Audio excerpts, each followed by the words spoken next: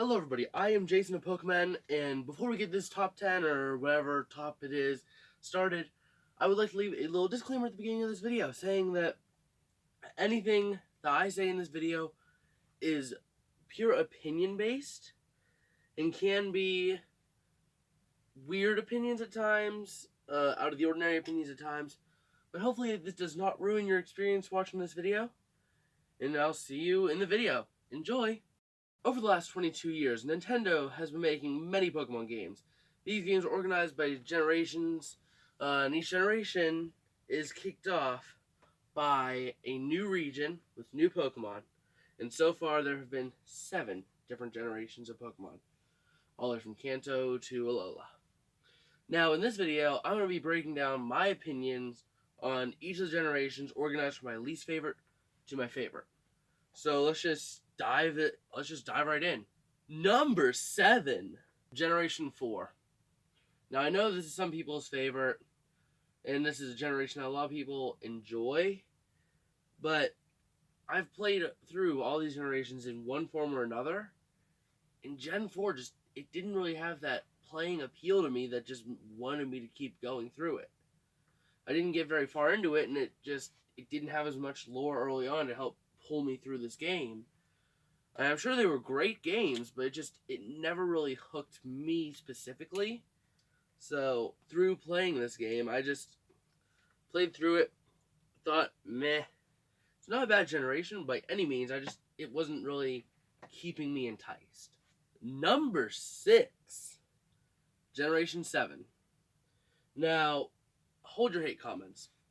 I know Gen 7's the new fantastic generation that everyone loves and adores for its graphics. And the graphics, they aren't bad. I'm not really a big fan of it. Part of it's because it did release right as my falling out with Pokemon occurred. It occurred for like a year or two. I just had a major falling out with Pokemon.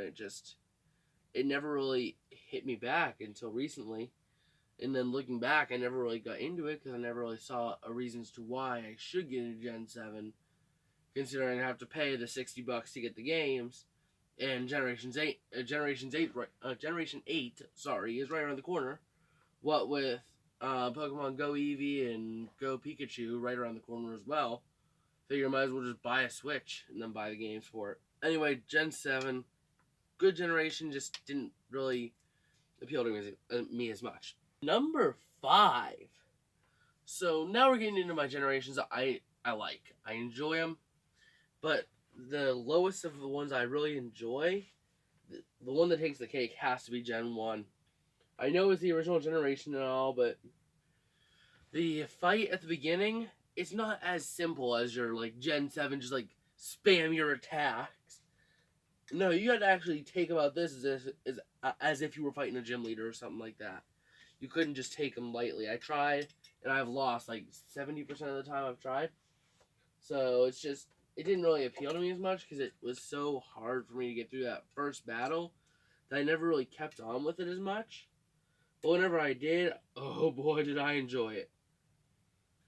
Let's just move on to number 4. Number 4, Generation 5.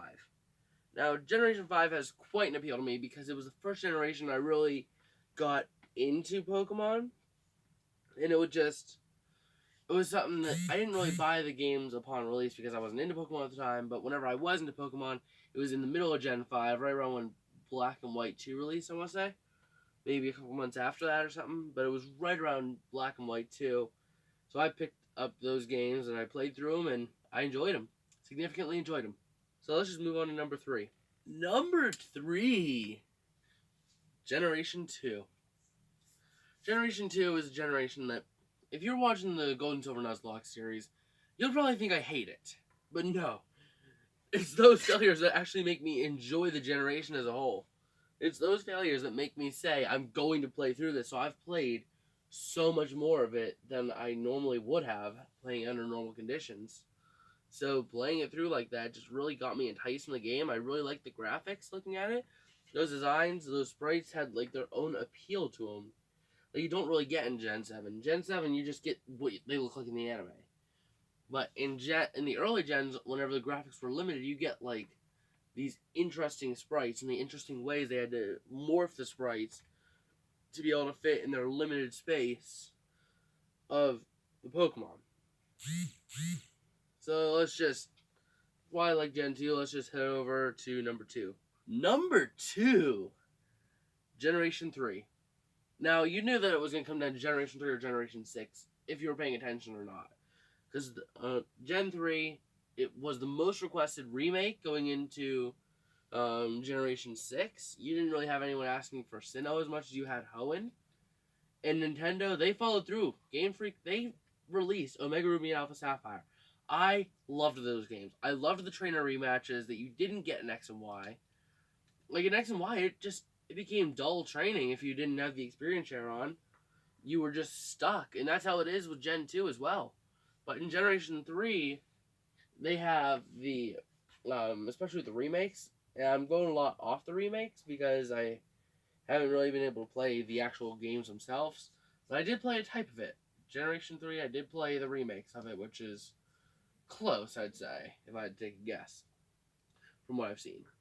But Generation 3, trainer rematches based off of the games that were in Generation 6, and that is what really seals the deal for me about it being number 2. But it can't be number 1 purely because of nostalgia for me. Number 1, we'll talk about that when I get to it. Don't want to talk about it too much now, but there's a lot of nostalgia involved. So I don't really want to put number 3 or Gen 3 over a generation that has a lot of nostalgia for me. But I've been talking about, let's just move on to number 1. Number 1, my number 1 favorite generation is Generation 6. X and Y, those were the first games I got right upon release, and I played through them, and I binged through that whole game. I got through it, and I kept on playing it. And I love the Wonder Trade they introduced. The Super Training's great for those competitive players. Easier EV training because of it. You could train whatever you wanted. You could specify how many EVs you wanted, roughly. You also had Pokemon and Me, which is nice, like if you were playing through Nuzlocke or something like that, and you lost a Pokemon, you could just play through that in order to get stress relief. It's a nice break from the game without having to stop the game. And Wonder Trade, that thing really is just, it's taken off. I mean, you have all these, like, King Nappy, I used to watch him whenever he used to do these Wonder Trade Wednesdays, where I'd get, like, boxes upon boxes of Pokemon, and just waited for Wednesdays to watch his stream and to hope for a Pokemon. That was my top 7 favorite generations of Pokemon. If you guys did enjoy, don't forget to smash the like button down below. Leave a comment saying what you agreed with, what you disagreed with. Hit that subscribe button, and also ring the bell so you stay notified and so you never miss an upload. I don't really have much else to say. Check out our website if you want. Link will be on the channel. And stay tuned for more content. I'm hoping to upload once a week. And I'm hoping Robbie will upload on another day of the week. So I'm hoping to settle on a Tuesday and Thursday schedule starting next week. I don't know when this thing's going to be up. I just want to get this up by this week. So expect a video at some point throughout every week. A couple videos, hopefully one for me, one for Robbie. But anyway, I'm just dragging on this outro. I'll see you guys next time. Peace.